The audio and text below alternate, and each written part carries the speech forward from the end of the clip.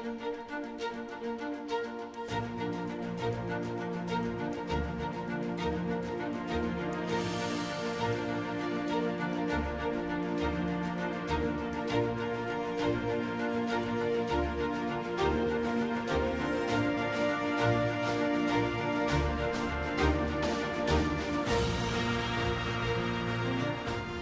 couldn't believe that we were arguing over this in the middle of the West Wing, talking about the politics of a tweet, being concerned with handing the media a win when we had just watched all of that violence unfold at the Capitol. And so that's Ohio native Sarah Matthews testifying in front of the January 6th committee in a special primetime hearing earlier this week. We thank you for joining us today for Face the State. I'm Tracy Townsend. The hearing centered around the 187 minutes when President Trump did not step in to stop the rioters there on the Capitol. There was never before seen video from that day, including video of the former president recording a message in the Rose Garden. In the hearing, Matthews, who's a former deputy White House press secretary, detailed the frustration she says she felt when she saw that video. Ms. Matthews, what was your reaction to President Trump's message to the mob at 417? I was struck by the fact that he chose to begin the video by pushing the lie that there was a stolen election. And as the video went on, I felt a small sense of relief because he finally told these people to go home. But that was immediately followed up by him saying, "We love you, you're very special." And that was disturbing to me because he didn't distinguish between those that peacefully attended his speech earlier that day and those that we watched cause violence at the Capitol. Instead, he told the people who we had just watched storm our nation's Capitol with the intent on overthrowing our democracy, violently attack police officers, and chant heinous things like "Hang Mike Pence, we love you, you're very special." And as a spokesperson for him, I knew that I would be asked to defend that.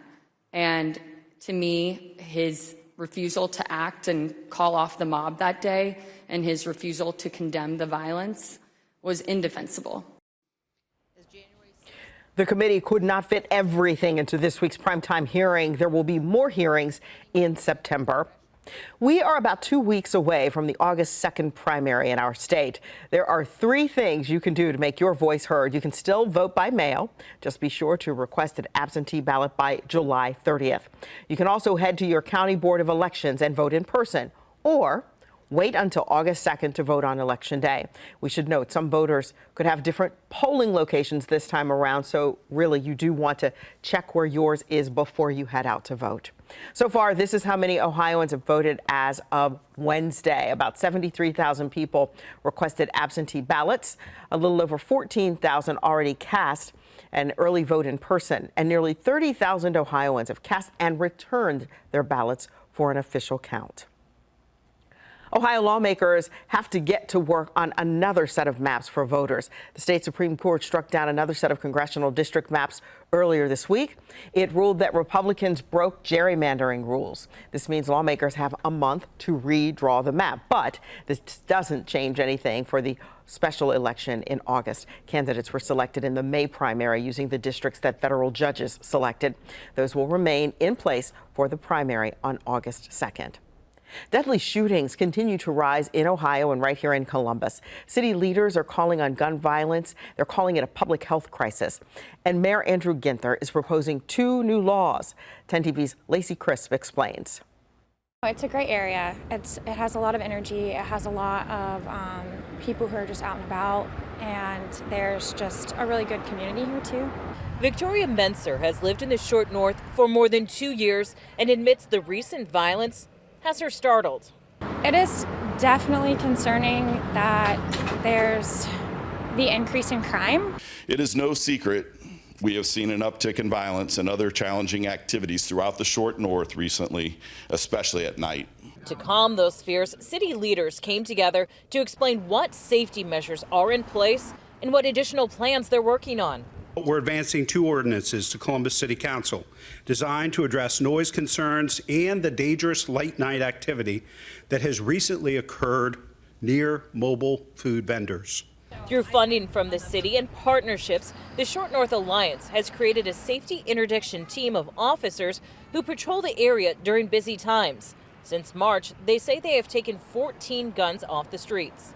But do you think something more or different needs to happen given the fact we're sitting here just 36 hours after a homicide has happened? And we have talked about several shootings in the Short North District in the last month or two. Yeah, it's so important for these efforts to continue. And just because there's been successes in some efforts does not mean that we should stop. Metzer says she feels better knowing leaders are being proactive. When there is active response and active presence, which there appears to be, there is a relativity of, unfortunately, things happen in this world. And again, that was 10 TV's Lacey Crisp reporting. So far, the mayor hasn't given a timeline for when he's going to ask council to consider the new ordinances. We will certainly follow this and let you know when that date is set. The family of Jayland Walker wants the U.S. Department of Justice to take over the investigation into his death. Walker died after getting shot by Akron police dozens of times last month. The family attorney claims the police union may have compromised the case over alleged discussions with BCI. We are going to drill down to figure out exactly how you became a witness. Who's talking to you? How did you know the timing of the witnesses and when they were going to be giving information? A spokesperson for BCI said, quote, no updates have or will be provided to the FOP president or any other parties by BCI while the investigation is ongoing. The family attorney mentioned he'd been in talks with U.S. Senator Sherrod Brown about this case. We asked him what he thought about passing the investigation to the Department of Justice. I've been in touch with the family's lawyer. I've talked to Jayland's mother and sister.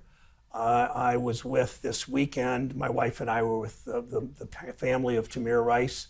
And I always think the Department of Justice should look into these. And I said that to the family. I said that to the family's lawyer. I say that now, that the Department of Justice needs to look and see what happened. And if there is a accountability that they need to bring to this, I certainly support that. Two similar bills in Washington are pushing to codify same-sex marriage. Up next, hear what lawmakers from Ohio think of these plans and why both of our senators agree on the issue.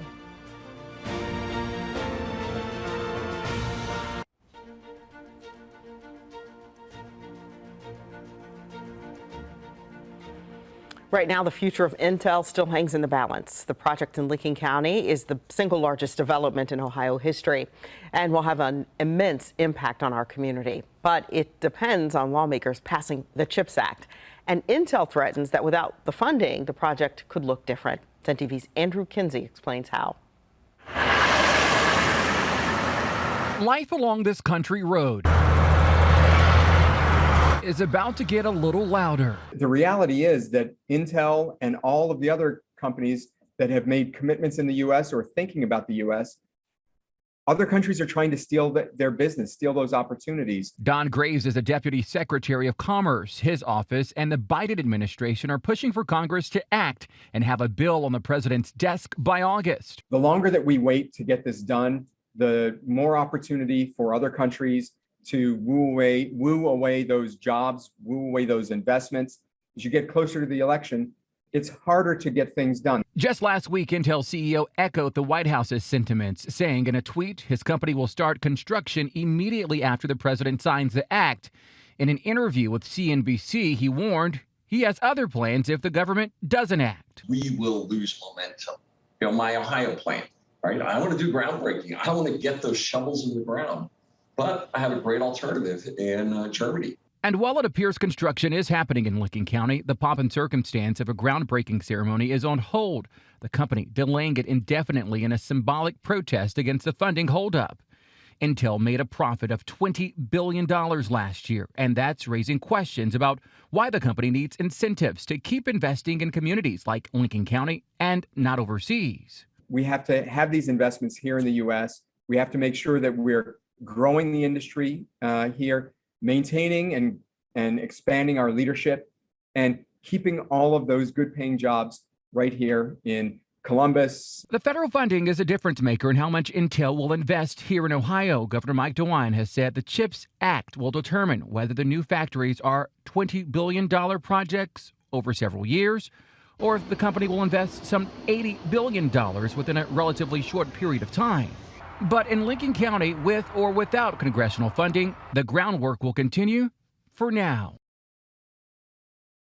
Our thanks to Andrew Kinsey for that report. Ever since the big Intel announcement, there have been whispers that the company will also build an airport nearby for its execs. 10 TV has confirmed with an Intel spokesperson that is not true. Ohio's U.S. Senator Rob Portman is co-sponsoring a bill that would protect marriage equality for same-sex couples.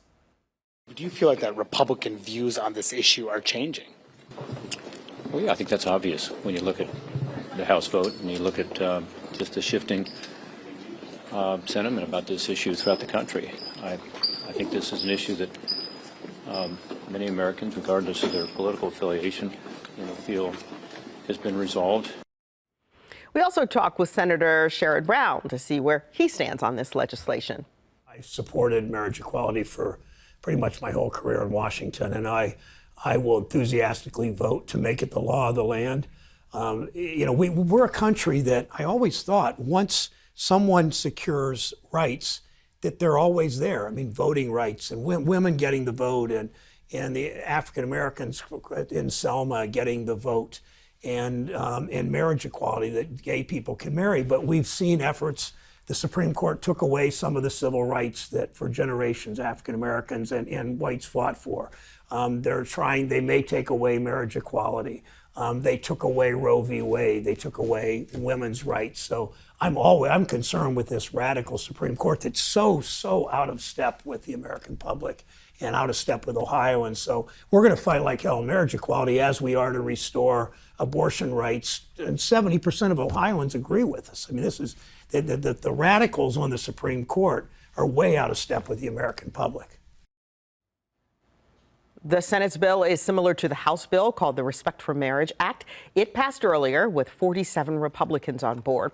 The bill would codify same-sex marriage into law. Ohio Congressman Jim Jordan voted against the bill.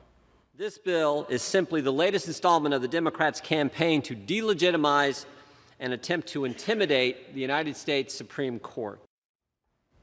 Congressman Mike Carey and Anthony Gonzalez were two Republicans from our state who did vote in favor of the Respect for Marriage Act. Right now, Ohio Congresswoman Joyce Beatty is working to get a woman on the $20 bill. Abolitionist Harriet Tubman would be the face on $20 bills. Right now, the 7th U.S. President, Andrew Jackson, who was a slave owner, is on that bill. Congresswoman Beatty says work on the Tubman 20, as they're calling it, was stalled during the Trump administration. Her newest legislation prevents any new $20 bills from being printed without an image of Harriet Tubman. President Biden is laying out a new plan to tackle climate change.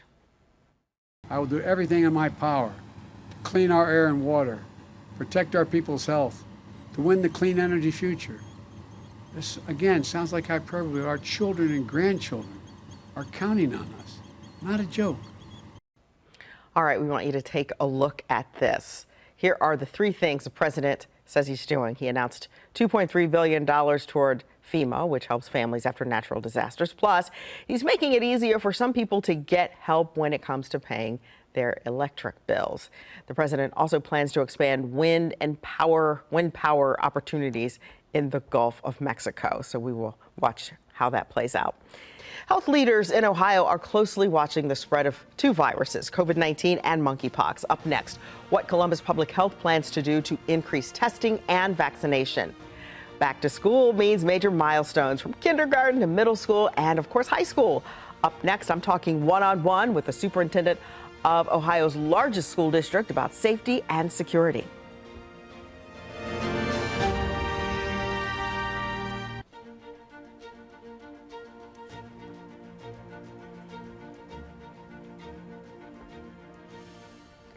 Right now, 2 viruses are spreading in our state. We're talking about monkeypox and COVID-19. And while cases of monkeypox are low, so is access to vaccines. We asked Columbus Public Health about their plan from testing to vaccination. 10 TV's Lindsay Mills is breaking it all down for us and explaining how a familiar face is teaming up with a famous name to get information out there fast. We need to get the facts out there. Nina West going live on Instagram Wednesday with Ohio Health infectious disease specialist Dr. Joe Castaldo. An in-depth Q&A for the facts about monkeypox. I'm always a big believer of knowledge being power. There's a lot of fear and anxiety about monkeypox. This as the former FDA commissioner warns it may be too late to get control of the outbreak across the U.S. We made a lot of the same mistakes that we made with COVID with this, having a very narrow case definition, not having enough testing early enough, not deploying vaccine in an aggressive fashion. What are your thoughts on that? Has that window closed? There are many opportunities and areas we need to improve. He says like testing capacity and education. There's a lot of misinformation about monkeypox. There's an opportunity to really engage people about how monkeypox presents, what it looks like, how monkeypox is spread. In Ohio, on June 13th, the first case was reported. Fast forward to today, Ohio Department of Health reports 7 cases. Testing is limited. Here's how it works. For somebody to get tested for monkeypox, you have to have skin, mouth, or genital lesions. If the lesions aren't there, you can't test somebody. Testing involves a swab, same type of swab that we use for COVID-19. You have to swab the base of a lesion, get some cells, and then you have to send it to a lab for, guess what, PCR testing. There is one vaccine and access is limited across the country. Currently in the state of Ohio, no physician, no pharmacist or nurse can write a prescription for somebody to receive a monkeypox vaccine. The supply is not there. Lindsay Mills, 10 TV News. And turning to COVID-19 and a new vaccine approved in the U.S. Novavax will soon be available here. As a so-called protein vaccine, infectious disease experts say it's more of a traditional vaccine. It's different from the Pfizer and Moderna versions that are mRNA vaccines. Essentially, it helps your body attack the virus in a different way. And unlike the other COVID vaccines, this one will not be used as a booster, at least for now. It's a new option for Ohioans who have not yet had any COVID vaccinations yet.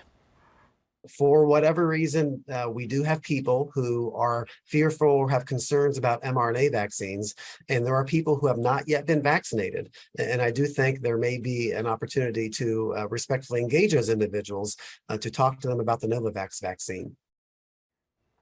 2 doses will be given 3 weeks apart. The United States purchased more than 3 million doses, which could be available in the next few weeks. Here's a look at the cases reported this week. You can see we are seeing an increase of more than 2,000 cases compared to last week.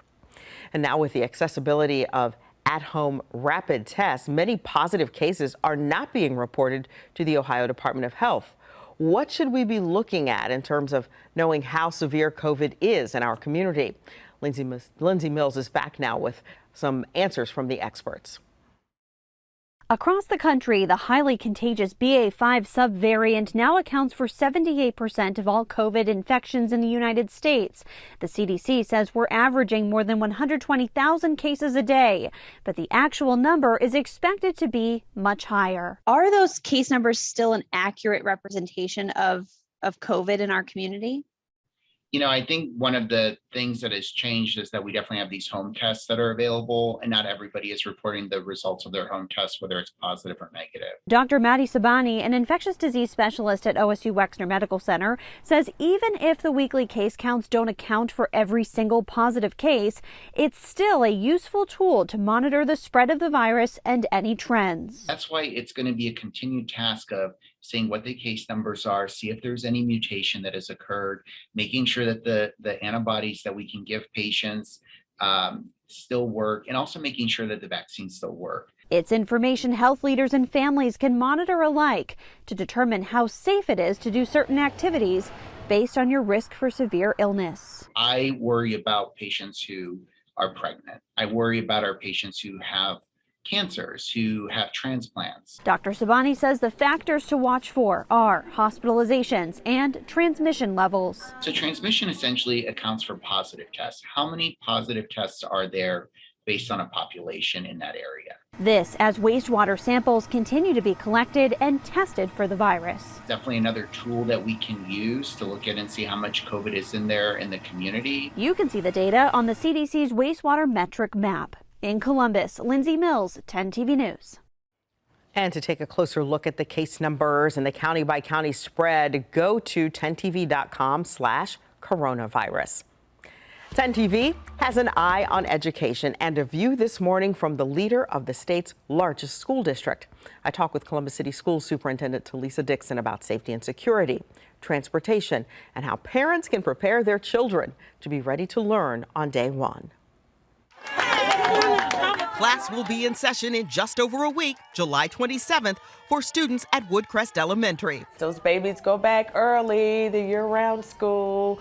And Columbus City School Superintendent and CEO Talisa Dixon is clearly here for it. That year-round model has really worked well. The families love it, the students love it. The superintendent of the state's largest school district sat down with me to share plans geared toward building on that energy and excitement for the new school year, including robotics for all CCS fifth graders and a new math curriculum for pre-K students through 12th graders and their families. As a parent, you said math, and I all of a sudden heard the Charlie Brown teacher. Am I going to be able to help my child? Well, you know, I think at some point, all of us have been really afraid of math, Yes. but I think of math, we have to see it more as building blocks. It's those hands-on projects, you know, even if it's counting things at home and adding things and with your family. So there's so many different activities that you can make math fun that students don't realize they're learning something that's very difficult. Dixon and her team are tackling tough assignments too, including transportation. New this year, high school students must opt in to use Columbus City Schools transportation, a move aimed at improving efficiency. They may have been utilizing the school bus, right? So our buses were stopping at places that kids were already at school, may have been, you know, a big road with a friend or a family member. So we really want to get to efficiency so we can get all of our students to school on time. That's an on-time arrival for nearly 40,000 students. The district is hiring drivers and will pay for your training and licensing. We have about 36 people we're bringing on pretty soon.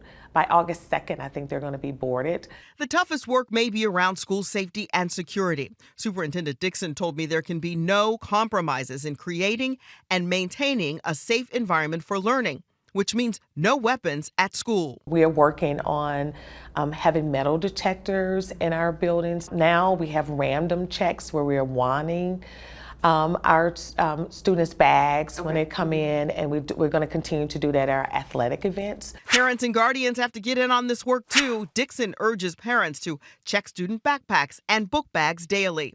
Just do a once over, just kind of check to make sure that there's nothing in there, you know, anything that even looks suspicious is there. And don't wait until the first day to be ready to learn. Dixon is encouraging all students in every grade to have fun, relax, but also get back into a routine. Put down your devices and pick up a book now. So as we get closer to the beginning of the school year, we may want to start them going to bed a little earlier and getting back into those routines that are so important. But reading every day, that's life-changing. Columbus City Schools will have a back-to-school fair on Saturday, August 20th at Fort Hays High School. It's sort of a one-stop shop to help families get ready for school. And of course, the first day, August 24th. We thank you so much for joining us here today on Face the State, and we wish you a great week.